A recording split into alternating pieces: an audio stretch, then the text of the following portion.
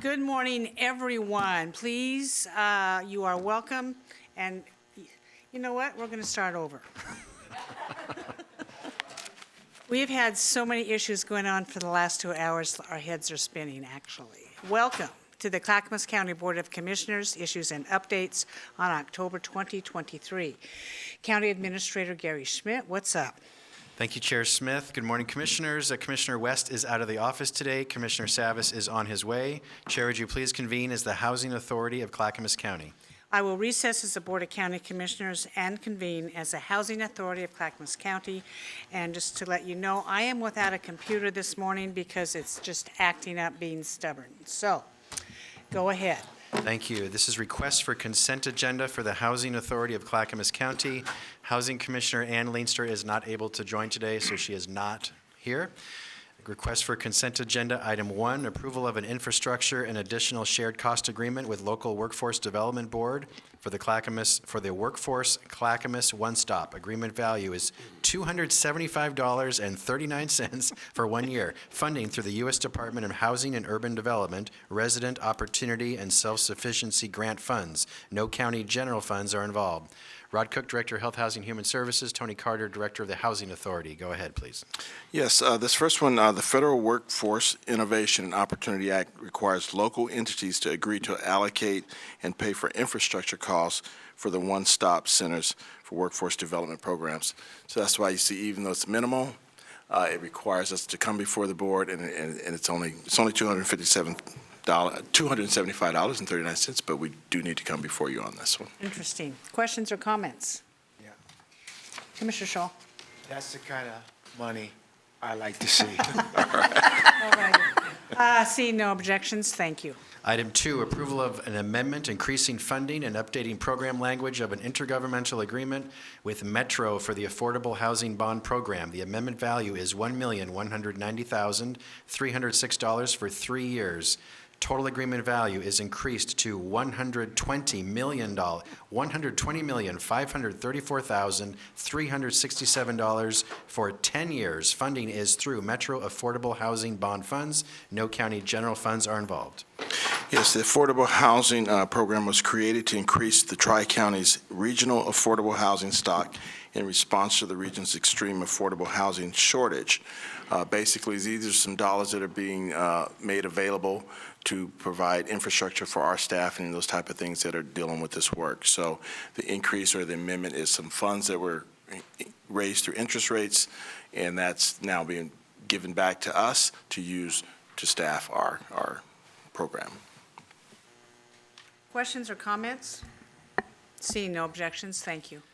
Item 3, approval of a construction contract with North Pacific Construction and Remodeling for the Drew Street project. Contract value is $216,000 for 120 days. Funding is through the U.S. Department of Housing and Urban Development Capital Grant Funds. No county general funds are involved. Yes, this property was built in 1970, requires significant repair and updating to meet HUD REACT inspection's high performance level.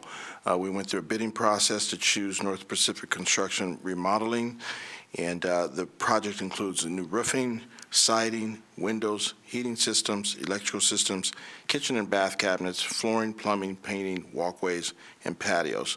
The repairs aim to restore the unit to its original condition, improve efficiency, and eliminate safety hazards.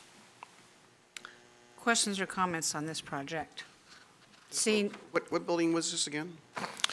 The 7281 Drew Street property.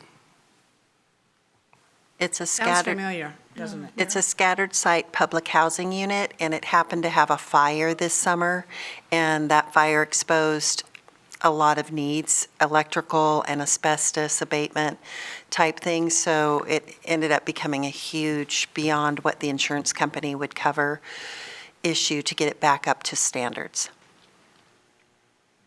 Okay. It's the first we've heard of this. Any objections to this moving forward? Seeing none. Item 4, approval to apply for a grant for the Hillside Park redevelopment project. Anticipated grant value is $1 million. Funding is through the Oregon Department of Housing and Community Services. No county general funds are involved. This funding, I'm sorry. This funding will replace 54 obsolete public housing units with 275 affordable housing units for households with less than 60% of the area's median income. So we're replacing 50 housing units with 275, correct? It's a pretty good bang for our money. I know Commissioner Schrader has been instrumental in getting federal approval for this, and it's been a long time coming. Thank you that construction is starting. Commissioner Scholl. Mr. Cook, what part of the Hillside Park project will this $1 million grant be applied to? I have Devin in the back, but basically we're braiding multiple funding streams for the whole project, so I'm not sure if they've allocated, say, Unit 2 or 3 to a particular set of money. But. Okay. Seeing no objections, thank you.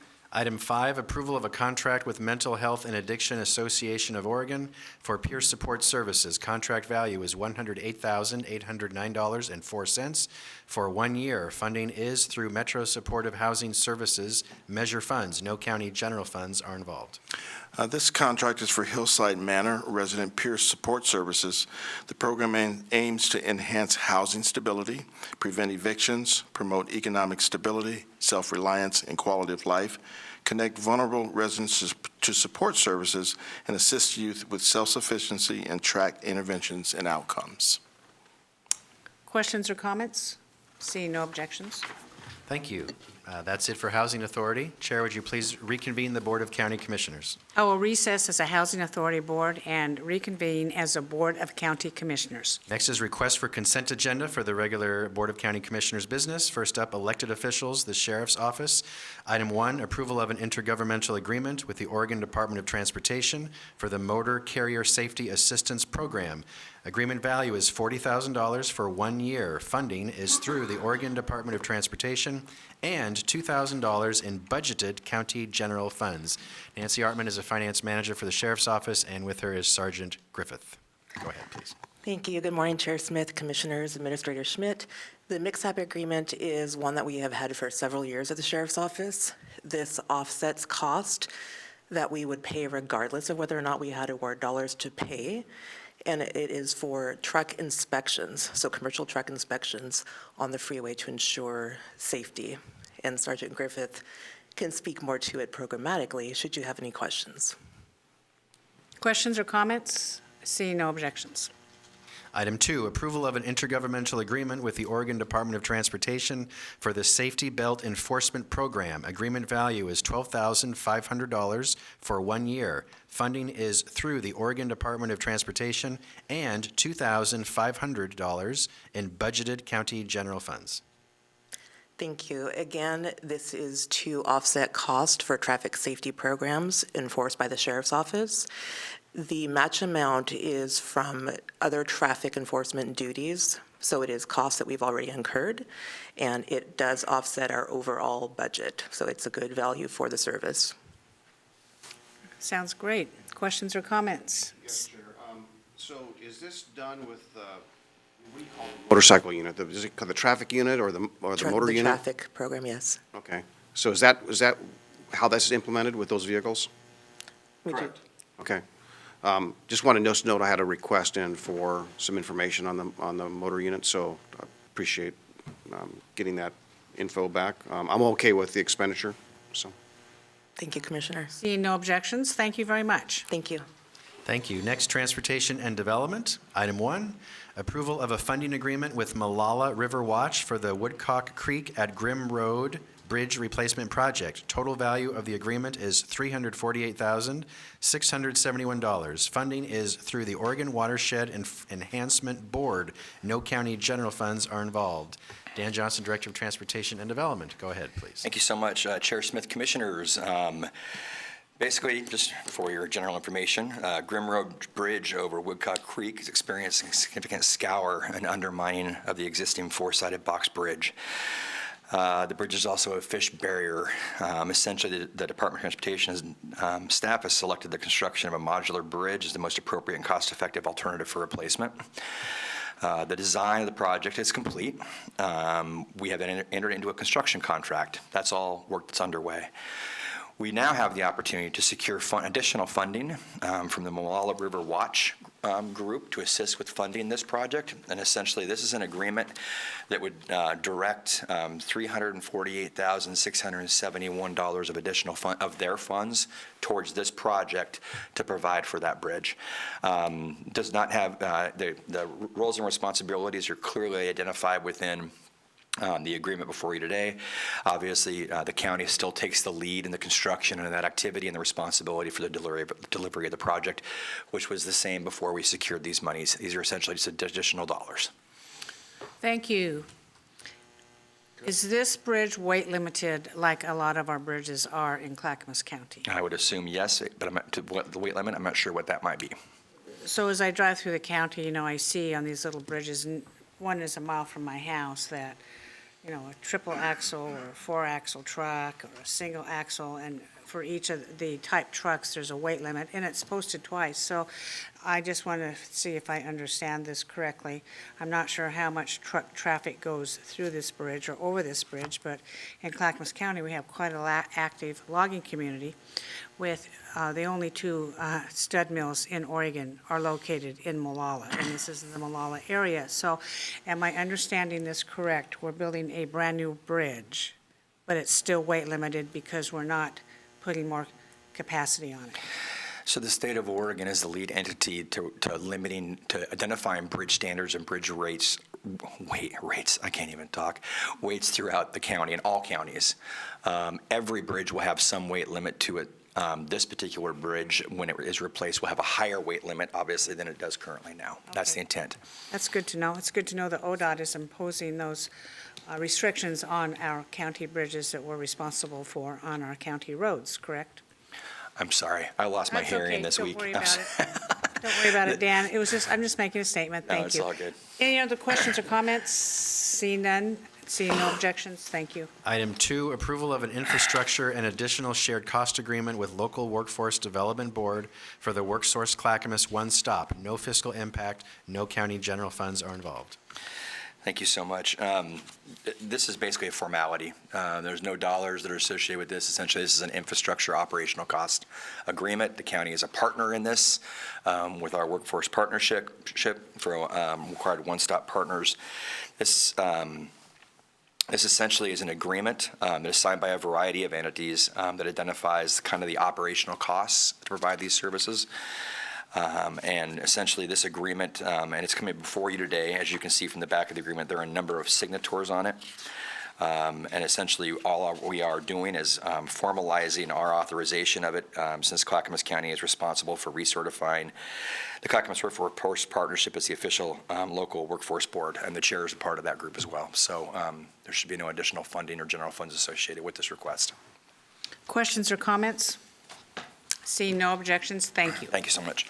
Next, Health, Housing, Human Services. Item 1, approval of an intergovernmental agreement with Multnomah County for STD and HIV clinic services to eligible Clackamas County residents. The agreement value is $115,000 for 1 year. Funding is through the Oregon Health Authority. No county general funds are involved. Rod Cook, Director of Health, Housing, Human Services. Adam Brown, Deputy Director. Go ahead, please. Yes, the Multnomah County STD Clinic excuse me, is a training site for medical providers providing consultations and continuing education to enhance sexual health clinical expertise in the region. Services include appointment-based HIV and STI, clinical services including testing, treatment, management, Mpox and HCV vaccines, pre-exposure prescription and monitoring, counseling, health education, and referrals. This is a regional site, so the nearest site would be actually in downtown Portland. And I asked a question of staff, how would somebody from rural or someone get there? And the gist of it is people don't like to deal with these type of issues in their own area. And so they actually prefer going somewhere else to get these type of issues dealt with. That was the answer I got. Yes, a sensitive topic for sure. Questions or comments? Seeing no objections. Item 2, approval of a subrecipient grant agreement with the City of Oregon City on behalf of its Pioneer Community Center for services to older adults. Agreement value is $219,131 for 1 year. Funding is through the Federal Older Americans Act, TriMet, Energy Assistance Fund, and federal and state transportation funds for older and disabled residents. No county general funds are involved. Yes, you've seen several of these. This agreement includes services such as congregate and home delivered meals, health promotion activities, transportation and information and referral activities, helping them to meet their individual needs and remain independent and active in the community. The Pioneer Center served over 33,000 meals in fiscal year 22-23. Questions or comment? See no objections. Item 3, approval of a grant agreement from the University of Oregon for Community Dispute Resolution Program. Total grant value is $156,644 for 2 years. Funding is through the University of Oregon. No county general funds are involved. Yes, if approved, this grant would provide community mediation services to Clackamas County residents. The program assisted 1,594 residents in the last fiscal year. Interesting. Questions or comments? See no objections. Item 4, approval of an amendment to an intergovernmental grant agreement with the Oregon Department of Human Services for the Senior Health Insurance Benefits Assistance Medicare Improvements for Patients and Providers Act program. Amendment value is $8,500 for 1 year. Total agreement value is increased to $16,901 for 2 years. Funding is through the Oregon Department of Health and Human Services. No county general funds are involved. This revenue agreement or amendment will extend funding for 1 year and aims to reach low-income and hard-to-reach Oregonians who are likely eligible but not receiving Medicare savings programs or low-income subsidy. During the 2023 fiscal year, 23 trained and certified volunteer counselors provided 597 counseling sessions to individuals. Questions or comments? See no objections. Item 5, approval of an intergovernmental agreement with the State of Oregon for supplemental nutrition assistance training and employment. Agreement value is $162,935.44 for 1 year with a match of $162,935.44. Funding is through the Oregon Department of Human Services with match funding through Metro Supportive Housing Services Measure funds and $42,000 in budgeted county general funds. Yes, this is one of those where the board itself has budgeted money to help with the workforce issues. In regards to this program, or the types of people who come to this program, primarily assist residents with modest incomes who receive food stamps, and/or the program offers employment services for incarcerated individuals. It expands to homeless individuals in the urban growth boundary to assist in acquiring skills and finding employment, emphasizing job placement and retention and self-sufficiency. Are we able to fulfill the workforce needs for this grant? Do we have bodies for this? Yes. Internally, yes. Yeah, this is a county-run program. Okay. Yeah. Just curious. Thank you. See no objections. Item 6, approval of a board order authorizing issuance of a purchase order for temporary employee services with Robert Half International for staffing of coordinated housing access and rental assistance programs. Purchase order value is $550,190 for 3 months. Funding is through Metro Supportive Housing Services Measure funds. No county general funds are involved. Yes, there's a lot of information on this one, but I'll cut to it, and if you have questions. But since January, we've been using temporary staffing, employing 10 to 12 people per project, reducing the backlog. We had a backlog in this program, and ensuring real-time call answering. This is our service that anybody who's suffering from housing needs and all that, this is the number that we're calling. We had a major backlog. We hired temporary staff through HAS to shore up that program, and so we're having great successes in shrinking that backlog. I think we've eliminated the backlog, and so this is really the contract that we need in place to move it to the end of this fiscal year, this calendar year. Okay. Questions or comments? So the amount for 3 months is how much for that service? It's for the next 3 months to take you to December 31st. However, it's going to pay for anything that we've done before that point as well. So the whole term, that money goes for a term of how long? This is a 6-month term, Commissioner, starting July 1st through December 31st. So a year would be $1 million about. Yeah. That's a lot of money. And it's been, like Rod said, it's been about 10 to 12 people at a time, but I think this is something that Clackamas County should really be proud of. The Coordinated Housing Access Line is the front door to our homeless services system. And because of the historical limited amount of funding we had, sometimes that was a door to nowhere for folks, right? Because we didn't have the resources we needed to get them into shelter or to provide them with rent assistance. So one of our first priorities with the implementation of the supportive housing services measure was getting rid of this historical backlog, right? It would take 6 to 8 weeks for someone to get a call back. And we know that folks don't have 6 to 8 weeks when they're dealing with housing insecurity. So we wanted to get calls to a point where they were answered live and we could problem solve with people in the moment, try to do rapid resolutions or diversions to keep them in the housing that they have. And of course, the other folks, that are already homeless, make sure we triage them and get them into on our by name list and into case conferencing. So this is something really to be proud of. Calls are being answered live now. The backlog is gone, and it's a huge system improvement win for us. So make your pitch. What's the phone number for the public out there? Well, you can call 211. We have started a contract That's with easy. 211 as well for support with this line. I don't have the other number memorized, but you can find it on our website. Yeah, make that available for Thursday so we can broadcast it. Okay, will do. Because I've heard limited success with 211. That's why I'm kind of asking. We're in a pilot project with them right now because we wanted to take it for a test drive. So they're answering calls after hours and on weekends. So our staff are still answering calls, Monday through Friday or Monday through Thursday during normal business hours. 211's answering after hours. And part of that was, hey, we care about the level of service that folks are getting in our community. We want to make sure that the service that 211 providing meets Clackamas County's needs. Okay.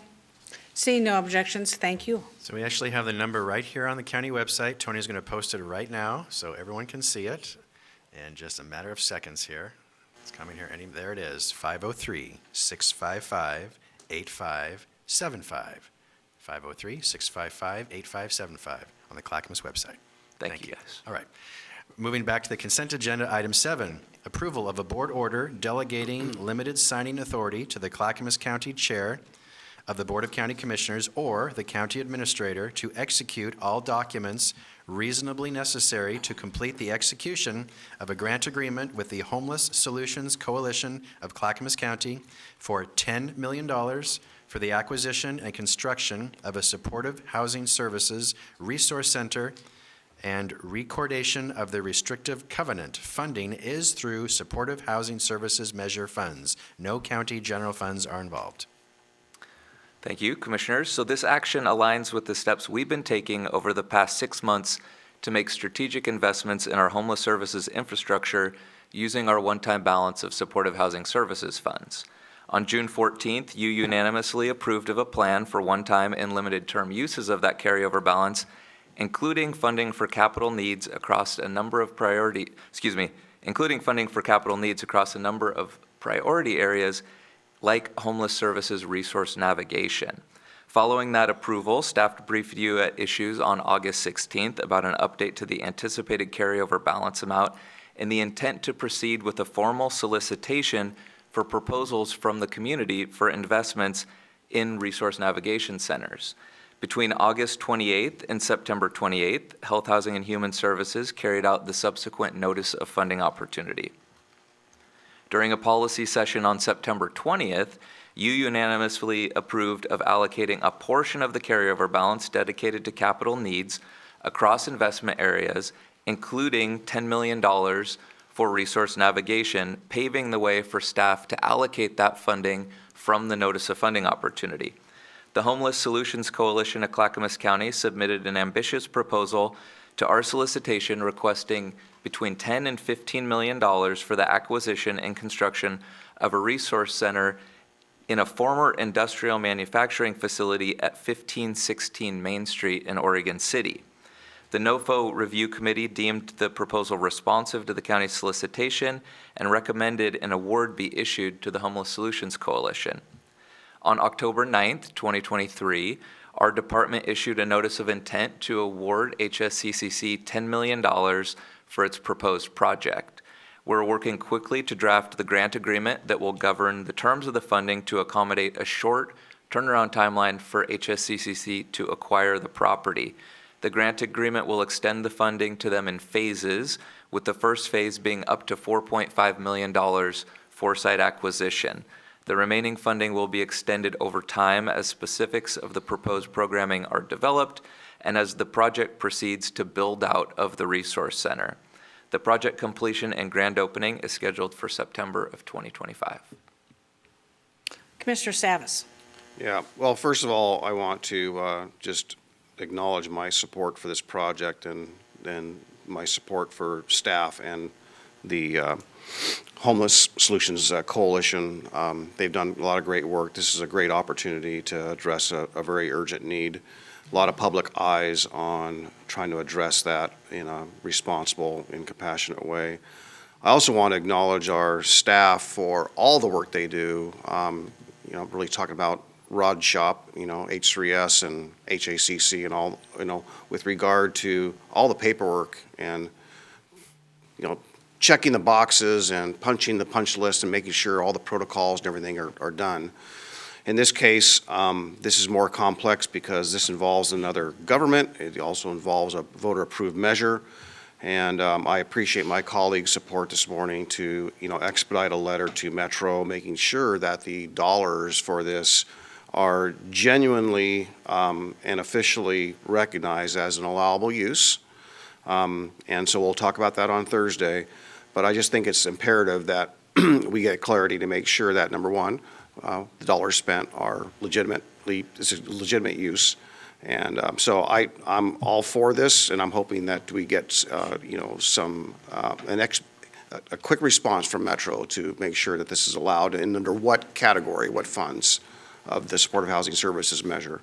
So I just want to just make that statement. Thank you. Any other questions or comments? Any objections? Seeing none, thank you very much.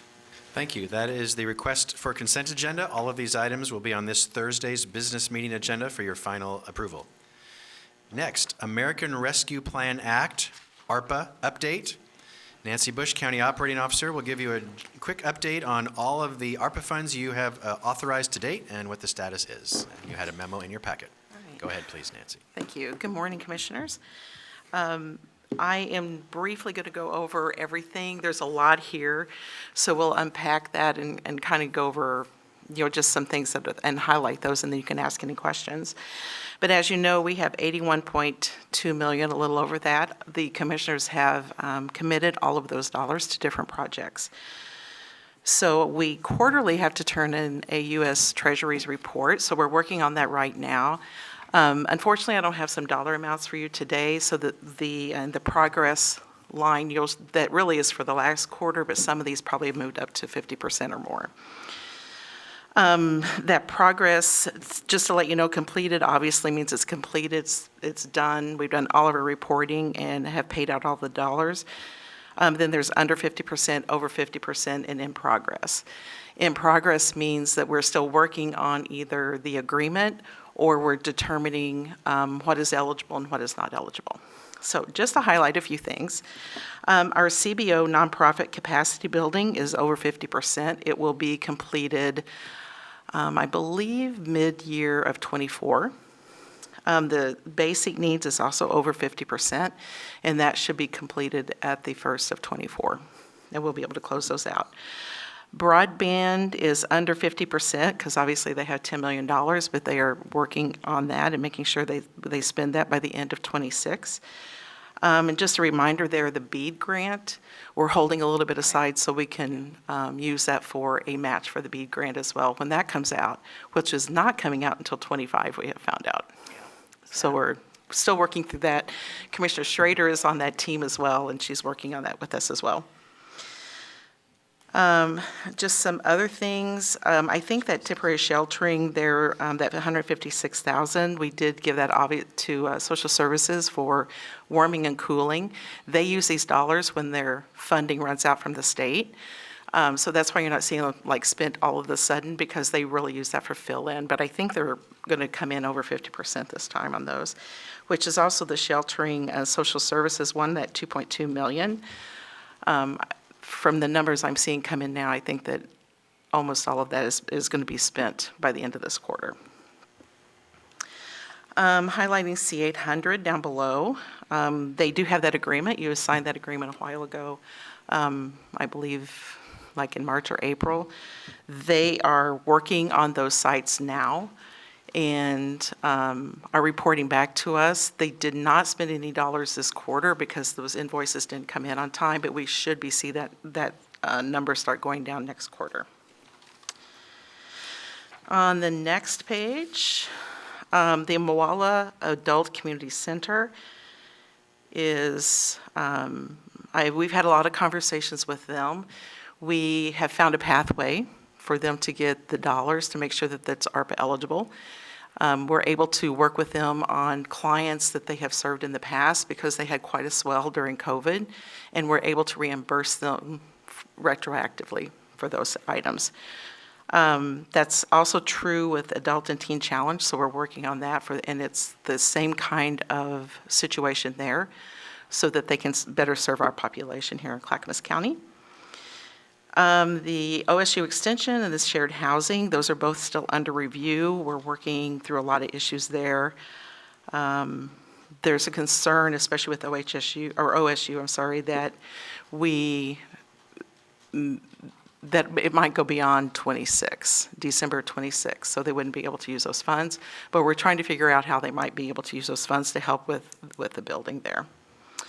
The Clackamas Fire District, that community paramedic program, is, we have, actually that agreement is completed and final, and it's out for signature now, so you'll start seeing some of that movement there too. The DTD road projects, we have Dan here today, and he's going to talk to you about that and bring that to you for some approvals there for how they want to spend those dollars.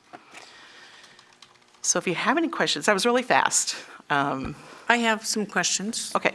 What is the Clackamas Fire District Community Paramedic at a $1 million price tag? Holy cow, what's that for? That is the program that you approved, and it's for primarily for people who are homeless and providing paramedic services to that population in Clackamas County. And it's not just within it's not just within Clackamas Fire District, it's actually the other fire districts as well. Yeah, that's fine. When you talk about a retroactive reimbursement to a couple of these entities on here, how are we doing that and still being in compliance with the deadline imposed by the United States Treasury Department? So it's a really good question. It's actually in the final rule that we can go back, for certain items, we can go back to March of 2020. We can do retroactive to March of 2020 for certain items. Oh. So those items, especially where we have given, for food security or shelter and those types of things, we're able to do that. Does the OSU Extension Service qualify for that as well? They don't. We can't find where, because it had to be increased services. So I'm working with them and meeting with them. It's like, we can't really, it's like, because they had to close, right? Because there were a lot of things. But if there were some things that we find where they had to increase services because of COVID, we'll be able to do that. Okay.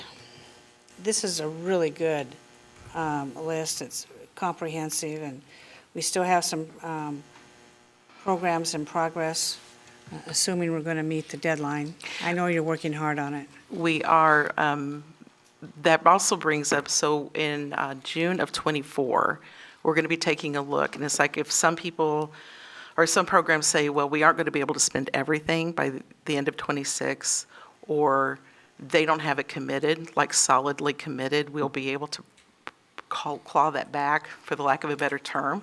Okay. Because we have to have it committed by December of '24. And that's a solid commitment. It's not just saying, oh, that's what we're going to use it for. We have to have Okay. it. Got it. And then we would have to give it to a program that can spend it by '26.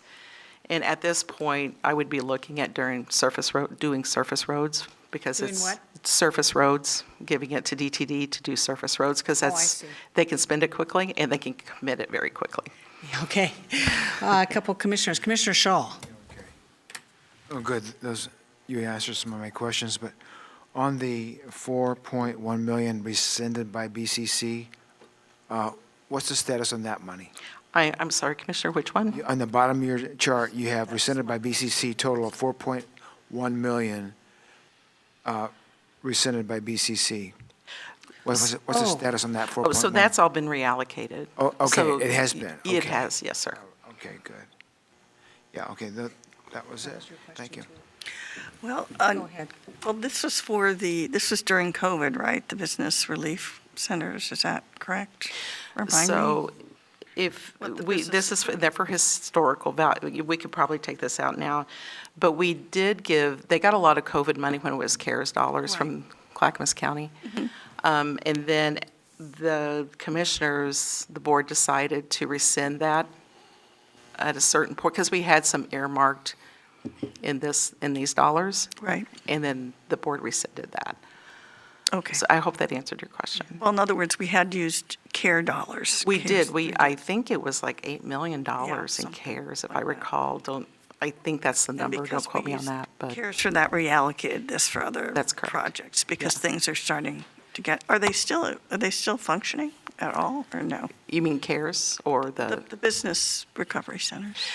as far as I know, I don't think they are, but that's really a question for Laura, but I don't think they can. Oh, that's Laura. And I know that we're not putting money into them, but Laura would have that answer, or I can find out from Laura for you. Okay, that'd be great. Any other questions for the presenter? This is just an update, correct, Gary? Correct, yes. Well, see no further questions. Thank you very much, Nancy. It's very informative. All right, thank you. Nancy. However, this does tee you up for the next item, which is a decision point, and that is the Department of Transportation and Development plan for spending American Rescue Plan Act funds that you have allocated to them. There's a memo in your packet. Dan Johnson, Director of Transportation and Development, will present.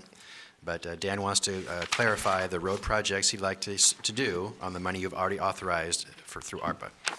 Go ahead, please, Dan.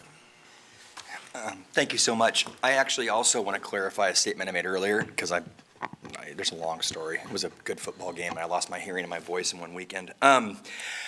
Not all bridges in the county are posted. You had asked that question earlier about the Woodcock Bridge discussion. Basically, they're posted based on their known issues that are associated with them. Woodcock is not posted currently, but what it does is has a scour problem associated with it.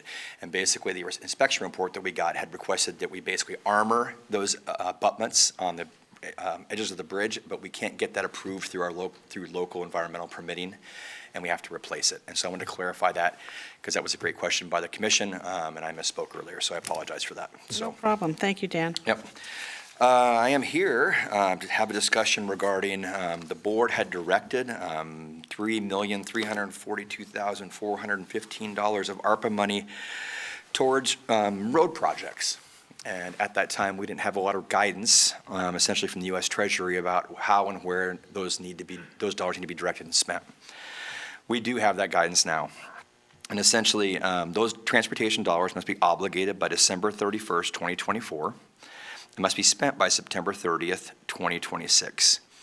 Due to these tight timelines, projects that we are looking to fund essentially are either ones that already have federal money associated with them, so we can basically add to those dollars that are there, or secondly, don't have any significant environmental impacts, because once we do a project that triggers an environmental impact, it triggers a review timeline, a longer timeline for review. So essentially, it jeopardizes the ability to spend those dollars by that 2026 deadline.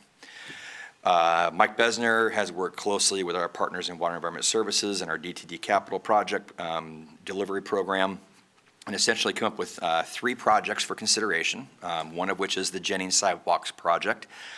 If you recall some time ago, we've already got federal money on that project, and essentially the bids came in, they were elevated, and so we'd like to direct approximately $1.4 million to that particular project. We expect new bids to come in, but based off cost estimates right now, we're assuming we're going to need that additional money to kind of deliver that project as we promised to the community. Second, the board already discussed 2 stormwater projects and authorized original funding towards those projects. Those projects were the El Camino Way stormwater improvement and the Thiessen Culvert replacement at Kellogg Creek. This is a partnership with Water Environment Services. Essentially, they're delivering on the Kellogg Creek culvert, and we are doing the El Camino Way stormwater project. 2 things have happened. One, once we've gotten to the design, the scope has increased a little bit. So that's one issue. And then secondly is the fact that we have some inflationary impacts on those projects as well. So we'd be looking to add some additional funding to deliver those already 2 approved projects from the Board of County Commissioners. Last but not least, that Jennings Road project does not include any kind of resurfacing. And so our thought is, while we're out there, if we've just done all the ADA improvements, done all the sidewalk improvements, why don't we do an overlay to the project? And essentially, we'd be looking to direct almost $600,000 of those funds directly. And that's not all the funding needed, but we partner with a little bit of road fund and do basically an overlay to all of Jennings. Last but not least, and it's not included in here, what I'd like to say is the fact that either one, if we come in under estimate on any of the projects we've talked about, we'd like to direct any residual money from that into other paving projects that qualify. And or, as Nancy said so eloquently earlier, if there are dollars that that aren't able to be spent in other areas and they are needed to be spent, we will direct those additional funds into additional paving, because we can get those dollars spent by the deadline of 2026. So I'd be happy to answer any questions you might have. Yeah, I'm okay with any residual funds being put into paving projects. Our roads need that. Does this, so this requested allocation, does that have anything to do with the Bull Run Bridge money that we set aside for ARPA? No. That's a separate allocation that we made. And I think you adroitly applied for a grant with that match in mind, and thank you for that. Commissioners, do we have any questions or comments on this? Oh, well, just a comment. I appreciate all the hard work, Dan, your department's done, Mike and others, trying to get this Jenny's Lodge project. Mayor DeReamer and I were sitting at C4 when we approved these dollars way back. Was it 2015 or 16? A while back. So for the 2017 STIP, I believe, or was it STIP? No, flexible funds, I believe. Anyhow,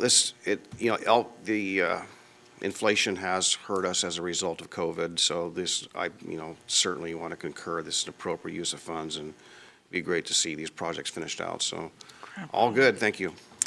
I think I need a motion, correct, Gary? Yes, At the please. top of the page, request, I think that's the motion, should mirror that, if somebody wants to do that. Sure. I move that the BCC approve the Department of Transportation's proposed plan described below for spending the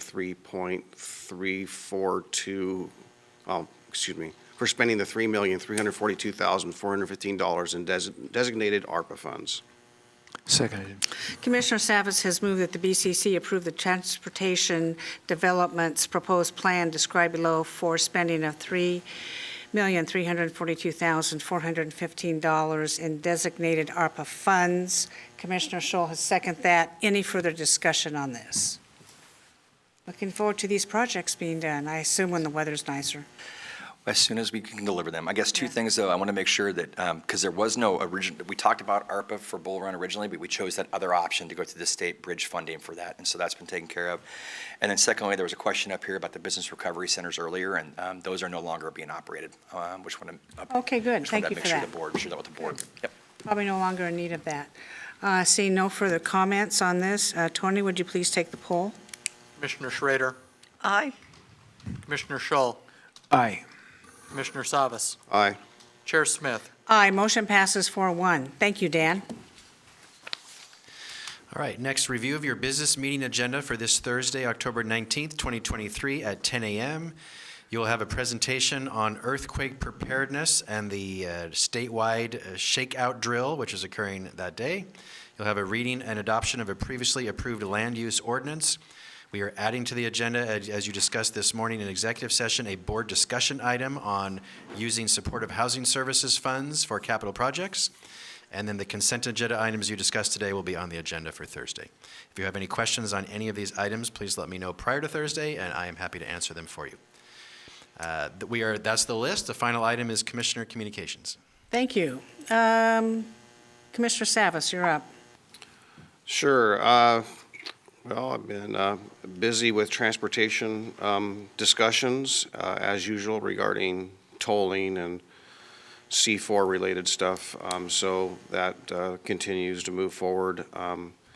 And very interested, again, in this, the opportunities to kind of address our homeless needs. And I think it's really important that the discussion we have Thursday leads to some, again, clarification so we can expedite a number of projects actually that are in the works for these dollars to be used, which is more capital related. I really hope that for folks listening and paying attention to this, that we can get past some of the red tape. I really believe that our elected colleagues over there at Metro are supportive of this.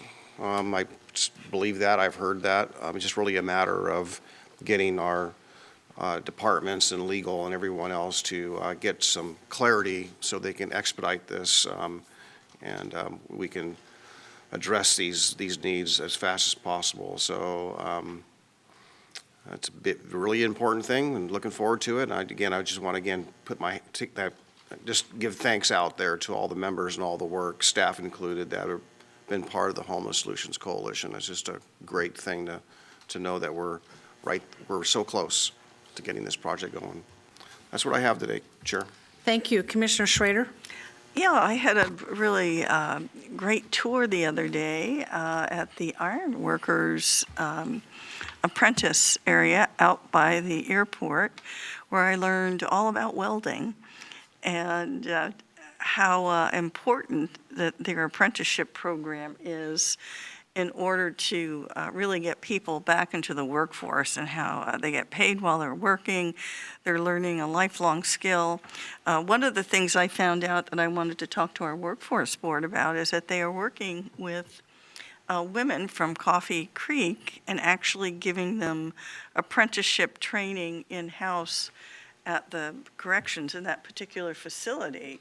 So by the time they're released, you're actually getting more women in the construction workforce, and they're able to get out, find a job, and actually be self-sustaining. And colleagues, I'd like to investigate that a little more. I don't know what capabilities we have here with our own corrections program, but I thought that I would bring it up to our workforce board and see how are we training people before they get out of prison, what's possible in terms of getting people on the route to success and prosperity and sustainability in their lives. So that's my report. Thank you. Sounds interesting, Yeah. Commissioner Schrader. Yep. Commissioner Scholl, you're up. Yes, thank you. Last week, 11 October, the Council on Forest Trust Lands had a briefing from ODF on the updating of the wildfire maps in accordance with Senate Bill 80. A couple takeaways there. One is on their slides on the ODF website are some PowerPoints on how to create defensible space and hardening of homes, which might be a good idea for us to put on our county disaster management website. It's a good tool. Also, ODF stated they are not sure when the updated wildfire maps will be done, but when they are, those maps are macro maps, so you can't really tell about your property from the maps, but they will provide a GIS or a Geographic Information System list that will identify the hazard level for every tax lot. And let's see, then this coming week, as far as liaison events, tonight I have the County Parks Advisory Board. Wednesday morning we have C4. I'll be leaving that early to attend the semi-annual managers meeting, Leadership Academy project presentations. And then Wednesday evening, Fair Board meeting, and Friday morning, the Parrot Creek groundbreaking. So that's what I have for this week. Thank you. Thank you, Commissioner Scholl. I look forward to the Leadership Academy's awards in the morning and then luncheon as well. We all tend to overlap on our duties, and thank you for mentioning all those. I sat in on the ODF&W briefing about the wildfire management maps, And they just notified us like hours before this meeting was to take place that, oh, commissioners, you need to attend this. And I want to really thank Commissioner Scholl for taking the lead on this. When these originally came out, they were extremely onerous, causing people who owned properties, even where I live, to have their insurance rates go up. And what they said was that insurance companies would not be raising their rates based on these maps. However, there is a big however. Insurance rates are going up across Oregon on many areas for not only homeowners but auto. And my husband happens to be negotiating some situations right now. And the other side of the coin is where that statement was made, not by insurance companies, but by forestry officials. The insurance companies indeed will be raising rates as a recovery for all the damage that they had sustained and payouts. So that's coming. And no, that's not fun, but that was the situation we found ourselves in.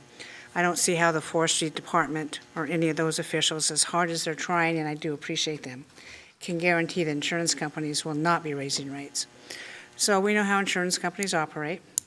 I am doing some negotiations with a major insurance company now, and I'll just say to the people, you have many opportunities to choose, to pick and choose in this particular marketplace, which we are doing on that. So seeing no other business before this commission, we are adjourned.